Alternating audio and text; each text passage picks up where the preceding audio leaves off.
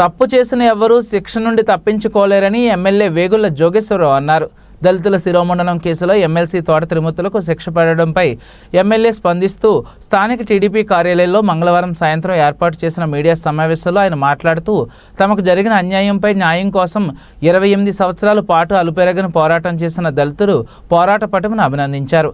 ఎట్టకేలకు వారి పోరాటానికి ఫలితం దక్కిందని అన్నారు. అందరికీ నమస్కారం. 28 సంవత్సరాల క్రితం శిరోమండలం కేసు కొంతమంది అయితే అబద్ధం అన్నారు, రకరకాలైనటువంటి మాటలు మాట్లాడారు. కానీ ఈ రోజుని న్యాయం గెలిచింది.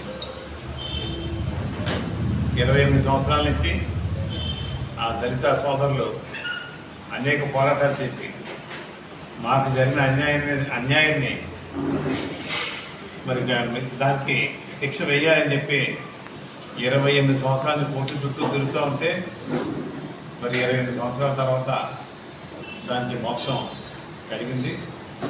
మొత్తం మరి ఎప్పుడు కూడా చట్టం నుంచి ఎవరు తప్పించుకోలేరని చెప్పి ఇవాళ మరి విశాఖపట్నంలో న్యాయమూర్తి గారు ఒక తీర్పులు చక్కగా ఇవ్వడం జరిగింది. విద్యార్థులంటే ఎంతటి వారైనప్పటికీ కూడా ఆ శిక్షని తప్పించుకోలేదు. కానీ అవకాశం ఉంది కానీ కొంత రకరకాల కారణాలతో పై కోర్టుకు వెళ్ళి కింద కోర్టుకు వెళ్ళి రకరకాల ఆటలతో వాయిదా వేయగలిగారు తప్ప ఇంకో కొంతమంది బాధితులు మరి స్వర్గస్థులు అవడం కూడా జరిగింది. ఏదేమైనప్పటికీ అంతిమ విజయం న్యాయాన్నే. మరి 28 సంవత్సరాల నుంచి పట్టు వదలకుండా పోరాడినటువంటి ఎస్సీ సోదరులందరినీ కూడా మనసారి అభినందిస్తూ మరి దీన్ని బట్టి మరి మన ఈ యొక్క జడ్జిమెంట్ పూర్తిగా మనకు రావాలి.